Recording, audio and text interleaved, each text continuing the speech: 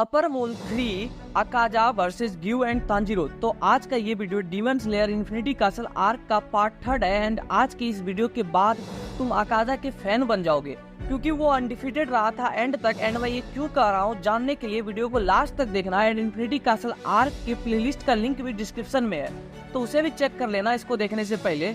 तो चलो video start करते हैं। ऐसे और भी एनीमे, मांगा एंड मानवा के एक्सप्लेनेशन, थ्योरी एंड डिस्कशन के लिए चैनल को सब्सक्राइब कर लो। तो इन्फिनिटी कासल में गिरने के वक्त ग्यू एंड तांजीरो साथ में होते हैं, तभी ऊपर से क्रो उड़ता हुआ जाता है जो बताता है कि शिनोबू मर चुकी है। ये देख करके तांजीरो को शिनोबू के साथ की मेमोरीज आता है एंड वो रोने लगता है। बट ग्यू सोचता है कि उस क्रो के गले में क्या लगा है। तो देखो, आगे बढ़ने से पहले मैं बता देता हूँ, जैसा मैंने पहले भी बताया था कि ये क्रिया एंड उसकी सिस्टर्स इस पूरे फाइट को देख रहे हैं। एंड ये टेक्निक तमायो के असिस्टेंट यूशिरो का टेक्निक है। ये मार्क जिसके भी ऊपर होता है वो किसी को दिखाई नहीं देता है। एंड तांजीरो यही सब सोच रहा होता है कि तभी वहाँ उसके सामने एंट्री लेता है अपर मून 2 अकाजा, जो आने के साथ ही कहता है लॉन्ग टाइम नो सी, तुम्हारे जैसा वीक अभी तक जिंदा कैसे है तांजीरो कामाडो। एंड दोनों एक दूसरे पे तुरंत ही अटैक कर देते हैं।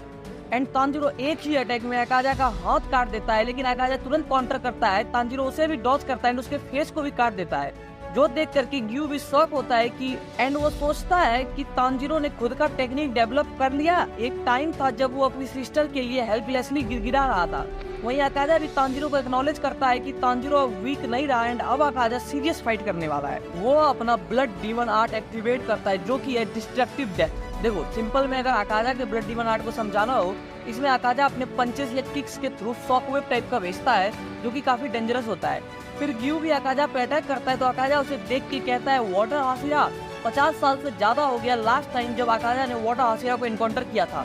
तभी ग्यू यूज करता है वाटर ब्रीदिंग 11th फॉर्म, जिसे अकाजा डॉज करके कहता है मैंने ये टेक्निक कभी नहीं देखा। लास्ट वाटर हाशिरा जिसे मैंने मारा था उसने इसे यूज ही नहीं किया। भाई वो करेगा भी कैसे, ये तो ग्यू का खुद का बनाया हुआ टेक्निक है। तभी तांजीरो हिनोकामी कागुरा रेजिंग सन से अटैक करता है, लेकिन अकाजा उसके पीछे आके उसे मारने ही वाला होता है कि वहाँ ग्यू अकाजा के हाथ को काट देता है। मैं बता नहीं रहा हूँ, तुम लोग समझ ही रहे होगे कि यहाँ पे अकाजा बार बार अपने आप को रिजनरेट कर रहा था। एंड तांजीरो अकाजा के पैर काटना चाह रहा था ताकि वो उसे स्लो कर सके, बट अकाजा उसे एक जोर का किक करता है एंड ग्यू एंड अकाजा का फाइट शुरू हो जाता है। जहाँ अकाजा ग्यू से उसका नाम पूछता है, बट ग्यू एक डीमन को अपना नाम बताने से मना कर देता है। एंड तभी अकाजा ग्यू को एक जोर का किक करता है, जिससे कि ग्यू दीवार तोड़ते हुए काफी दूर जाकर के गिरता है। जो देख करके तांजीरो चिल्लाता है ग्यू, तो अकाजा कहता है कि उसका नाम ग्यू है। एंड ये कह के वो तांजीरो पे अटैक करने ही वाला होता है कि तांजीरो किसी तरह उसे ब्लॉक करता है। तो अकाजा तांजीरो की तारीफ करते हुए कहता है कि वो कैसे काफी ग्रो कर चुका है। एंड वो कहता है कि अच्छा हुआ कि उस दिन रेंगोकू मारा गया, क्योंकि वो कभी भी इतना ग्रो नहीं कर पाता, वो वर्थलेस था। ये सुनकर के तांजीरो का एक्सप्रेशन तुरंत ही चेंज हो जाता है एंड वो गुस्से में कहता है कि तुम रेंगोकू के बारे में ऐसा कैसे कह सकते हो। तो अकाजा कहता है कि वो तो रेंगोकू को प्रेज कर रहा है, जिसपे तांजीरो कहता है नहीं, तुम बस उसका इंसल्ट कर रहे हो। तो अकाजा कहता है तुम मुझे मिसअंडरस्टैंड कर रहे हो तांजीरो, मैं सिर्फ वीक से नफरत करता हूँ। ये लॉ ऑफ नेचर है कि जो वीक है वो स्ट्रॉन्ग के हाथों मारा जाएगा। तो तांजीरो कहता है तुम जो भी बोल रहे हो वो सब गलत है, तुम्हारा प्रेजेंस ही इसका प्रूफ है। हर कोई बचपन में हेल्पलेस होता है जब उनका जन्म हुआ होता है, वो किसी न किसी के हेल्प से ही रहते हैं। तुम्हारे साथ भी सेम हुआ होगा अकाजा। क्या तुम्हें याद नहीं, जब तुम बच्चे थे तो तुम्हें किसी ने प्रोटेक्ट किया होगा, तुम्हारा किसी ने हेल्प किया होगा। स्ट्रॉन्ग वीक को प्रोटेक्ट करता है, फिर वो वीक स्ट्रॉन्ग बनता है, जो कि अपने से वीक को प्रोटेक्ट करता है। ये है लॉ ऑफ नेचर। अकाजा, मैं तुम्हें माफ नहीं कर सकता हूँ, तुम्हारा जो मन करे वो करने का टाइम अब खत्म हुआ। वहीं अकाजा सोच रहा होता है कि अब उसे समझ में आया कि वो तांजीरो से हेट क्यों करता है। उसे लगता था कि वो तांजीरो से हेट करता है क्योंकि वो वीक है, बट ऐसा नहीं है। तांजीरो के स्ट्रॉन्ग होने के बाद अभी भी अकाजा उसे देखना नहीं चाह रहा था, तो वो समझ जाता है कि वो तांजीरो को ही हेट करता है, उसका हर एक चीज, उसका वॉइस, आईज, वर्ड्स, एवरीथिंग। तभी अकाजा के पीछे कोई हाथ रखता है जो उसे सेम बात बोलता है जो तांजीरो ने कहा था, लेकिन अकाजा उसके हाथ को हटा देता है, लेकिन वो देखता है कि वहाँ कोई नहीं था। फिर वो तांजीरो पे अटैक कर देता है एंड तांजीरो किसी तरह उसे ब्लॉक कर रहा था, वो खुद को किसी तरह संभाल रहा था। तांजीरो सोचता है कि वो अगर किसी तरह अकाजा के अटैक को ब्लॉक भी कर देता है, लेकिन उसका फोर्स इतना ज्यादा होता है कि वो डैमेज को कम नहीं कर पाता है। ऐसा लगता है कि मानो वो मैग्नेट की तरह तांजीरो के वाइटल पॉइंट्स को अपनी ओर खींच रहा हो एंड उस पर अटैक कर रहा हो।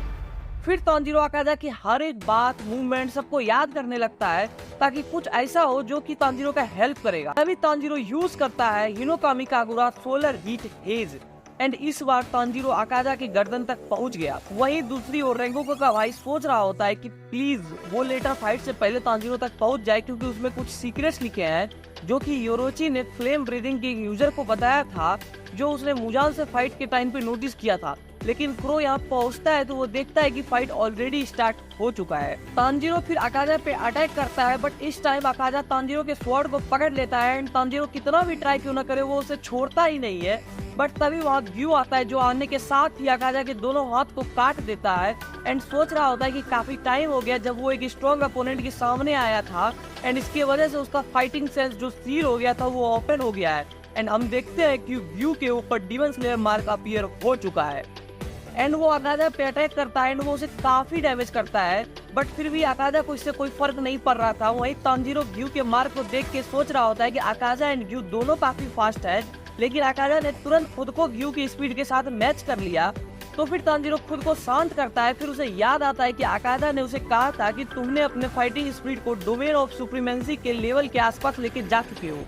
एंड तांजीरो सोच रहा होता है कि रेंगोकू से फाइट के टाइम पे भी अकाजा फाइटिंग स्पीड के बारे में बात कर रहा था, ये होता क्या है। तभी उसे इनोस्के की बात याद आता है, जहाँ इनोस्के ने तांजीरो को बताया था कि इनोस्के टिंगल फील करता है जब कोई उस पर अटैक करने वाला होता है।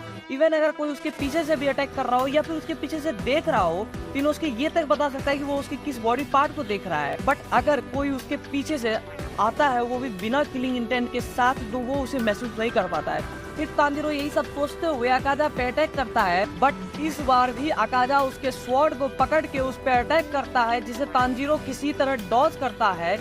एंड उसे फिर याद आता है कि कैसे उसका फादर हमेशा काम रहता था इवन जब उनका तबीयत खराब था।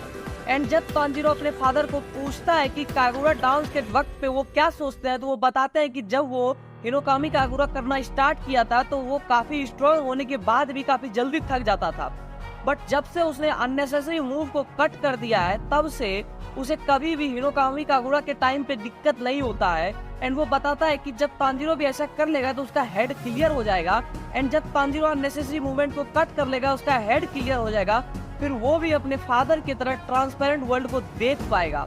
एंड जब एक दिन तांजीरो के घर पे एक बियर अटैक करता है जिसने कि अभी तक 16 लोगों को ऑलरेडी मार दिया था, तो तांजीरो के फादर उसे अपने साथ ले जाता है दिखाने के लिए वो ये सब कैसे करता है। एंड उसने बियर को बिना किसी किलिंग इंटेंट के एक एक्स से एक ही स्लाइस में उसके गर्दन को क्लीन स्वीप कर दिया, जो देख करके तांजीरो काफी शॉक होता है। एंड तांजीरो ने अभी प्रेजेंट में जस्ट एक अटैक डॉज किया एंड उसे उस समय समझ में आ गया कि वो भी ट्रांसपेरेंट वर्ल्ड को एक्सेस कर सकता है। एंड नेक्स्ट मूवमेंट में ऐसा ही होता है, वो ट्रांसपेरेंट वर्ल्ड को एक्सेस कर लेता है। एंड वही अकाजा ग्यू पे भारी पड़ रहा होता है, वो एक पंच में ग्यू के कटाना को तोड़ देता है। फिर वो एक पंच करता है ग्यू के गट्स में, एंड तभी अकाजा नोटिस करता है कि खून ग्यू के बॉडी से नहीं निकल रहा है बल्कि उसके हाथ से, क्योंकि तांजीरो ने उसका हाथ काट दिया, जो देख करके ग्यू भी शॉक होता है। वही अकाजा सोचता है कि उसके शरीर का हर एक पार्ट बोल रहा है कि तांजीरो को पहले मारो, क्योंकि उसमें कुछ तो चेंज हुआ है। एंड अकाजा रेडी होता है अपना फाइनल अटैक करने के लिए। वहीं तांजीरो सोचता है कि उसका फादर इसी के बारे में बोल रहे थे, एंड हम देखते हैं कि वो ट्रांसपेरेंट वर्ल्ड को देख रहा होता है। तभी अकाजा अपना फाइनल अटैक करता है जिससे ग्यू काफी डैमेज होता है, लेकिन तभी ग्यू देखता है कि तांजीरो अकाजा के पीछे था, जो देख करके वो शॉक होता है, क्योंकि अकाजा को लग रहा था कि उस फाइट में तांजीरो मारा गया एंड वो तांजीरो को बिल्कुल भी नोटिस नहीं कर पाया था। एंड ग्यू सोचता है कि ये परफेक्ट टाइम है अकाजा का गला काटने का, लेकिन तांजीरो चिल्ला के बोलता है, अकाजा मैं तुम्हारा सर घर से अलग कर दूंगा, जो सुनकर के ग्यू सोचता है, मूर्ख तुमने आवाज क्यों दिया।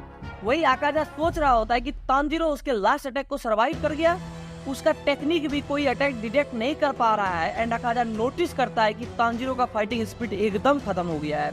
एंड तभी तांजीरो उसे यूज करता है Hinokami Kagura setting sun transformation, and Akaza का गर्दन काट देता है। देखो यहाँ पे तांजीरो ने अपना fighting speed and killing intent को एकदम खत्म कर दिया, एंड इसलिए अकाजा को लगा कि उसके उस अटैक में तांजीरो मारा गया, क्योंकि वो उसके फाइटिंग स्पीड को फील ही नहीं कर पा रहा था।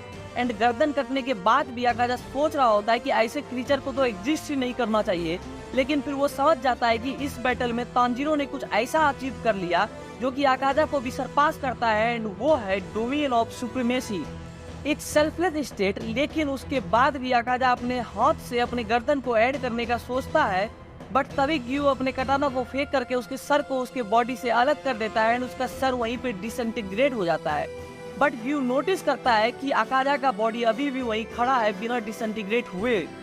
एंड बिना सर के ही अकाजा अपने ब्लड डीमन आर्ट को एक्टिवेट करता है और तांजीरो पे एक जोर का अटैक करता है, जिससे कि तांजीरो वहां दीवार में घुस जाता है। एंड अकाजा यहाँ पे अपने वीकनेस को चेंज करने का ट्राई कर रहा था और ये सिर्फ आज तक एक ही बंदा कर पाया है, जो कि है मुजान। मतलब है कि अकाजा यहाँ पे उसके लेवल पे जाने का ट्राई कर रहा था, जिसमें वो सक्सेस भी हो रहा था। तभी ग्यू उस पर अटैक करता है, लेकिन ग्यू का हालत खुद ही खराब था। वो अकाजा का कुछ नहीं कर पाता है, लेकिन वो कहता है अगर तुम तांजीरो को मारना चाहते हो तो पहले तुम्हें मुझे हराना होगा। तभी उसे कुछ फ्लैशबैक आता है एंड तभी एक लड़की उसका हाथ को पकड़ के कहती है That's enough। वही ग्यू सोच रहा होता है कि उसका बॉडी में अब स्ट्रेंथ नहीं बचा है, वो पास आउट होने वाला है, लेकिन वो इस बार प्रोटेक्ट करेगा तांजीरो को, चाहे कुछ भी क्यों ना हो जाए। वहीं अकाजा उससे पूछता है कि तुम कौन हो, तो वो लड़की कहती है कि स्टॉप दिस, इस प्लेस को अब छोड़ दो। तो अकाजा कहता है नहीं, उसे स्ट्रॉन्ग बनना है। तो वो पूछती है क्यों, तो अकाजा कहता है क्योंकि अगर मैं स्ट्रॉन्ग नहीं होऊंगा तो मैं मेडिसिन नहीं ला पाऊंगा। फिर हम अकाजा का बैक स्टोरी देखते हैं, जहाँ अकाजा का जन्म ही हुआ था उसके मुंह में दांत के साथ। बट जब वो थोड़ा बड़ा हो जाता है तो हम देखते हैं कि अकाजा को पकड़ लिया गया है, उसे 100 लैसेस मारा जाता है, क्योंकि वो चोरी करता था ताकि वो अपने फादर के लिए मेडिसिन ला सके। एंड जब वो वहाँ से छूट के बाहर आता है तो उसे पता चलता है कि उसके पकड़े जाने की खबर को सुन करके उसके फादर ने खुद को लटका लिया। तभी अकाजा काफी रोता है, फिर वो सुन के सबको मारने जाता है, निकल जाता है, जिसकी वजह से ये सब हुआ है। एंड वो अकेले ही बिना किसी हथियार के सिर्फ अपने हाथों से 7 एडल्ट्स को मार गिराता है, जो देख करके वहाँ एक आदमी आता है जो उसे अपने डोजो को ज्वाइन करने के लिए बोलता है। बट अकाजा उससे भी अटैक कर देता है, लेकिन वो उसे अच्छे से धोता है एंड अपने डोजो ले जाता है। एंड वो अकाजा को कहता है कि तुम्हारा पहला काम है मेरी बीमार बेटी का ध्यान रखना, कि मेरी वाइफ उसका ध्यान रखते रखते परेशान हो गई एंड कल ही उसने खुद को डुबा लिया। जो सुनकर के अकाजा कहता है कि आप सच में मेरे जैसे क्रिमिनल के भरोसे अपनी बेटी को छोड़ना चाहते हो। तो कहता है कि हाँ, मैंने पहले ही इस क्रिमिनल को मार के डिफीट कर दिया है। एंड तब अकाजा को समझ में आता है कि वो एंड तांजीरो सेम है। फिर वो उसकी बेटी से मिलता है, जो दिखने में काफी सुंदर थी लेकिन काफी ज्यादा बीमार थी, उसके पास ज्यादा टाइम नहीं था। तो अकाजा उसका ध्यान रखने लगता है एंड फ्री टाइम में वो ट्रेन भी करता था। तो एक दिन वो बोलती है कि कभी कभी तुम्हें यहाँ सब कुछ छोड़ के बाहर भी जाना चाहिए, मैंने सुना है बाहर आज फायरवर्क्स होने वाला है, तुम्हें वहाँ जाना चाहिए। तो अकाजा कहता है कि मैं तुम्हें वहाँ कैरी करके ले जा सकता हूँ। एंड अकाजा उससे आगे कहता है कि अगर तुम आज नहीं जा सकती हो तो हम नेक्स्ट ईयर चलेंगे, नहीं तो उसके नेक्स्ट ईयर, नहीं तो उसके नेक्स्ट ईयर, जब भी तुम चल सकती हो हम जाएंगे।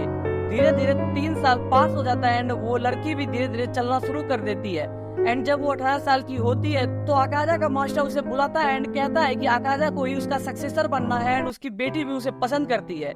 एंड वो अपना डोजो और अपनी बेटी दोनों उसे देना चाहता था, तो अकाजा उसे एक्सेप्ट कर लेता है। फिर वो जब वो अपने फादर के ग्रेव के पास गया होता है ये बताने के लिए, तो उसे पता चलता है कि उसके मास्टर एंड उसकी बेटी दोनों को पॉइजन देके मार दिया गया।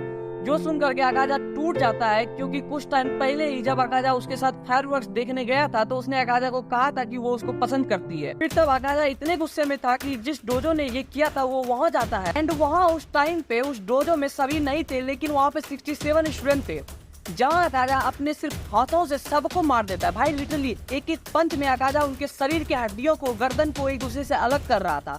और ये देख करके वहाँ की जो मेड थी वो भी ट्रॉमेटाइज हो गई कि एक लड़का ऐसा कैसे कर सकता है। एंड जब ये न्यूज़ बाहर फैला तो ये न्यूज़ सुन के वहाँ मुजान आता है, जिसे कि अकाजा मिलता है, जो कि अकाजा को बिना उसकी मर्जी का उसे डीमन बना देता है। एंड करंट टाइम में हम देखते हैं कि अकाजा अपने सर को भी रिजनरेट कर चुका था। तभी तांजीरो उस पर अटैक करता है, लेकिन उसका कटाना उसके हाथ से गिर जाता है, तो तांजीरो उसे एक पंच करता है। एंड अकाजा को लगता है कि वो उसका मास्टर है एंड अकाजा एक और खतरनाक अटैक करता है, लेकिन ये अटैक इस बार ग्यू या तांजीरो पे नहीं था, बल्कि ये अटैक उसने खुद के ऊपर किया था, जिससे उसका पूरा बॉडी करीब करीब डिस्ट्रॉय हो जाता है, जो देख के तांजीरो भी शॉक था। फिर अकाजा अपने फादर से मिलता है, जो उससे पूछता है कि वो कैसे है, तो उसका फादर बताता है कि वो ठीक है। फिर धीरे धीरे अकाजा को उसके सब अपने करीबी दिखने लगते हैं, लेकिन तभी उसके अंदर का जो मुजान है वो उससे उसकी बॉडी को रिजनरेट करवाने का ट्राई करता है। बट यहाँ पे एंड में जीत प्यार का होता है एंड अपर मून 3 अकाजा यहाँ पे खत्म हो जाता है। और तांजीरो एंड ग्यू भी इतने थक गए थे कि वो दोनों वहीं गिर जाते हैं। और इसलिए मैंने कहा था कि अकाजा एक लौता अनडिफीटेड डीमन है, अगर यहाँ वो खुद को नहीं खत्म करता तो उसे हराना काफी मुश्किल हो जाता। फिर वो मेरे लिए तो अनडिफीटेड था। और यही न्यूज़ डोमा भी सुनता है, जो मैंने लास्ट वीडियो में बताया था, एंड कोको सुबह भी सुनता है, जो सुन के शौक होता है कि अकाजा हार गया।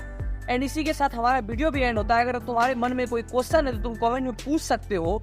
अब नेक्स्ट वीडियो में हम अपर रैंक 1 कोकुशिबो वर्सेस हाशिरा देखेंगे, तो उसके लिए वीडियो को लाइक एंड चैनल को सब्सक्राइब कर दो। चलो फिर बाय।